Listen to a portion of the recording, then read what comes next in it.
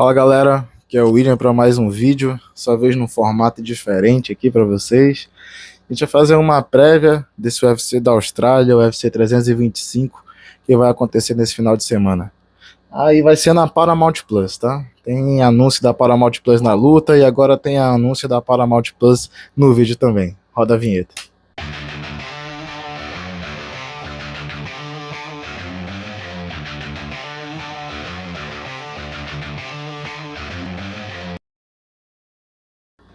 Cara, vamos fazer o seguinte, vamos começar falando da luta que todo mundo quer saber, tá? Volkanovski versus Diego Lopes, aí depois, o que vier depois é bônus. A gente fala do Dan Hooker contra o filho do Moicano, né, o Benoit Saint-Denis, a gente fala também da luta do Maurício Ruff contra o Rafael Fiziev, que pra mim é uma das candidatas da luta da noite, beleza?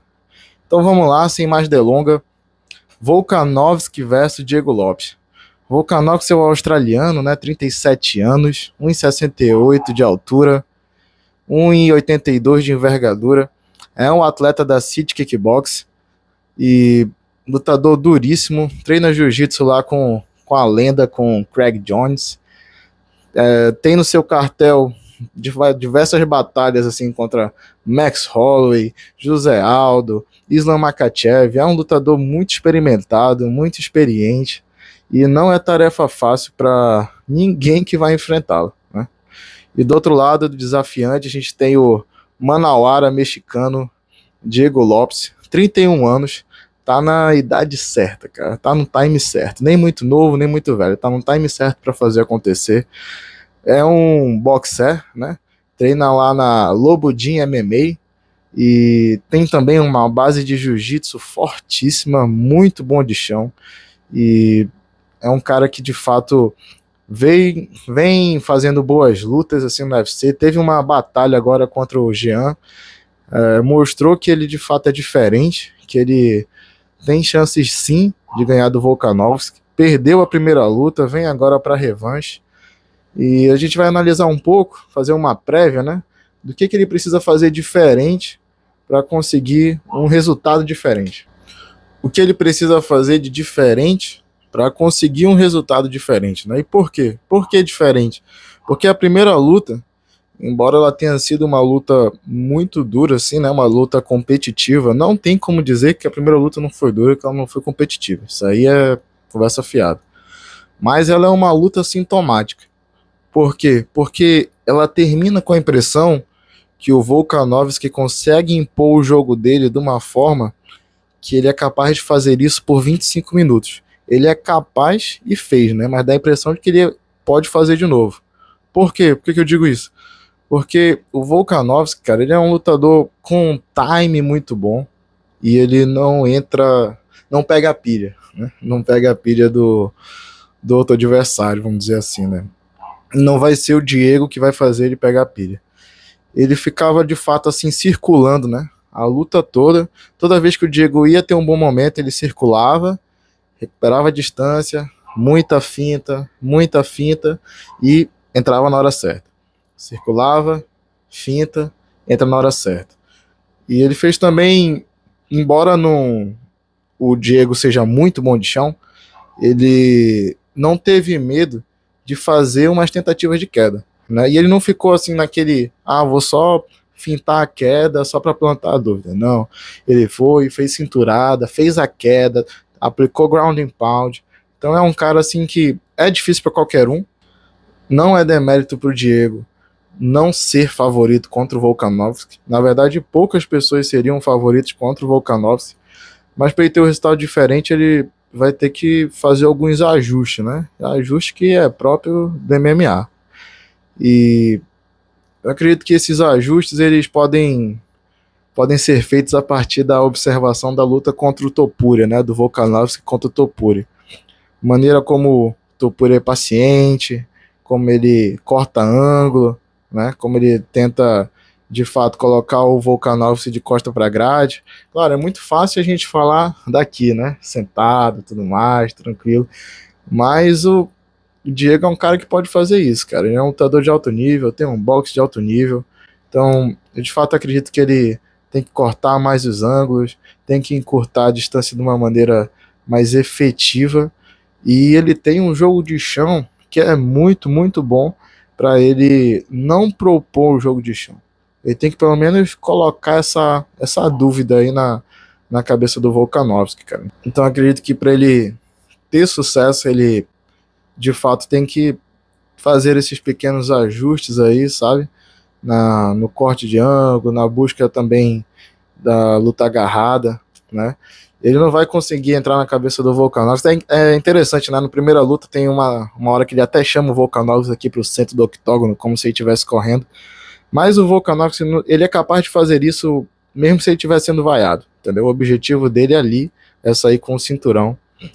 Não é uma tarefa fácil. Eu acho mesmo que o Volkanovski ele é favorito, mas a minha torcida fica aqui pro Diego.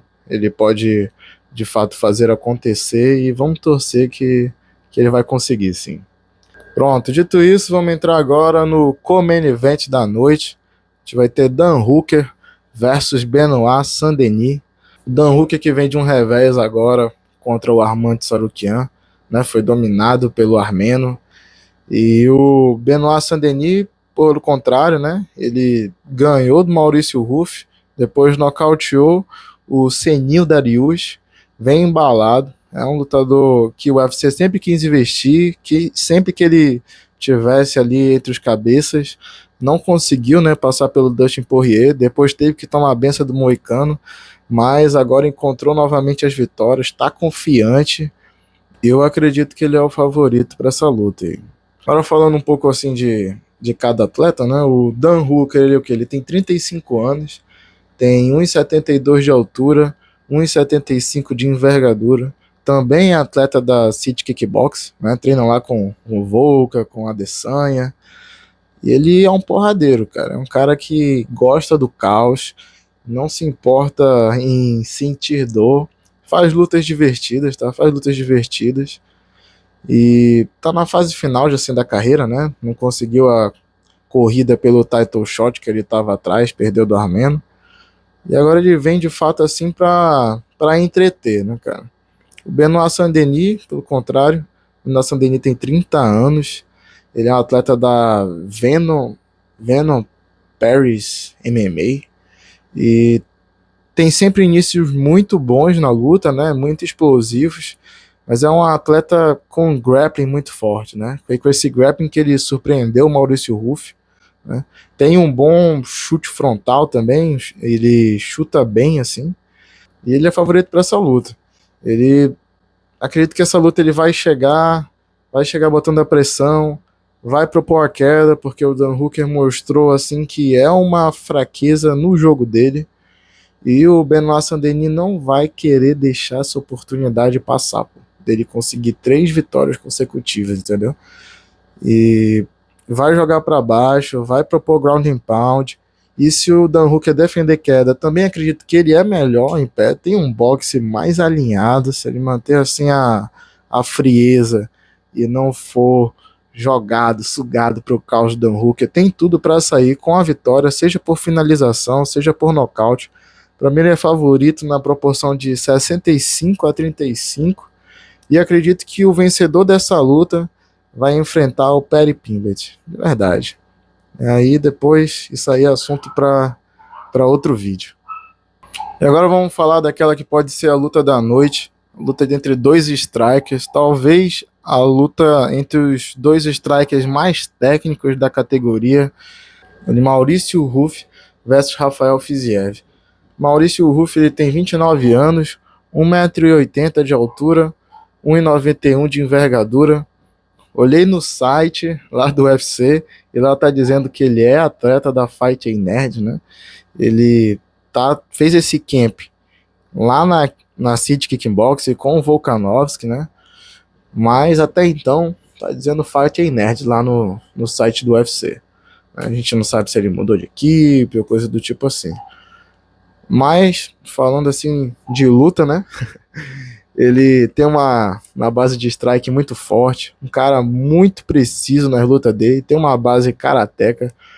Ele tem um jogo, cara, que eu gosto muito que o Jean também faz, que mesmo sem estar precisando disparar golpes, ele consegue fazer uma imposição, né? Uma imposição física, uma imposição de distância, e ele vai controlando a luta assim, né? A gente viu muito isso contra o Bob Green e nas outras lutas dele. Não desperdiça golpes, uma base mais karateca assim, né? Então tem bons chutes, tem bons diretos, e eu acredito que tem tudo para ser uma luta muito, muito boa assim mesmo. Porque do outro lado a gente tem quem? A gente tem Rafael Fiziev, 32 anos, atleta da Tiger MMA, cara muito, muito bom de kickbox, tem poder de fogo nas mãos, só que o Fiziev, ele dá a impressão de que é uma trocação mais curta distância, né? E o Maurício Ruff, como ele tem esse jogo mais karateca, não desperdiça golpe, dá a impressão de que ele luta um pouco mais na longa e quando aproxima é para matar, né? Agora o Fiziev, ele também, porra, chuta muito bem, tem um Muay Thai muito, muito alinhado, de alto nível mesmo, mas a impressão que dá é mais na curta, né? Mas ele também, cara, pode nocautear qualquer um. Pra mim ele só não nocauteou o Justin Gaethje porque Justin Gaethje é um sádico, entendeu? Uma luta muito aberta pra mim, 50% a 50% para cada um. Acredito que embora os dois tenham a luta em pé muito forte, o Fiziev vai testar sim a defesa de queda do Maurício Ruff, porque eu sei que pode ser que o Maurício tenha tido problemas no corte de peso, ou de que ele não estava muito bem na outra luta. Eu acredito nisso, nenhum lutador tá 100% sempre, mas quando ele entra no octógono é para performar, né? E a maneira a qual o Benoit ganhou a última luta pegou meio mal assim pro Ruff, sabe, cara? O body lock dele se mostrou uma fragilidade, e uma vez no chão o Benoit também conseguiu transicionar de uma maneira muito fácil entre as posições, né? E o Fiziev, mesmo sendo um striker, a gente já viu ele atirando algumas quedas, né? Ele tentando queda. Tentou quedar até o Justin Gaethje. Mas ele sempre tenta quedar numa maneira assim de double leg, né? Um single leg. E pelo histórico das lutas que a gente viu, o Ruff parece ter uma boa defesa de queda contra esse tipo de queda, entendeu? Contra um double leg ou contra um single leg, que é uma queda que pode ser mais telegrafada, vamos dizer assim, né? Mas eu acho que o Fiziev vai fazer o ajuste sim, de tentar um double leg, e o Ruff negando a queda, acredito que ele vai tentar um body lock. Só para surpreender mesmo, assim, para colocar a dúvida, para tentar deixar o Ruff mais acanhado. Mas a torcida fica aqui pro brasileiro. Quero muito que ele vença essa luta. Gosto muito do estilo de luta dele. E é isso aí, cara. Essa foi a nossa prévia.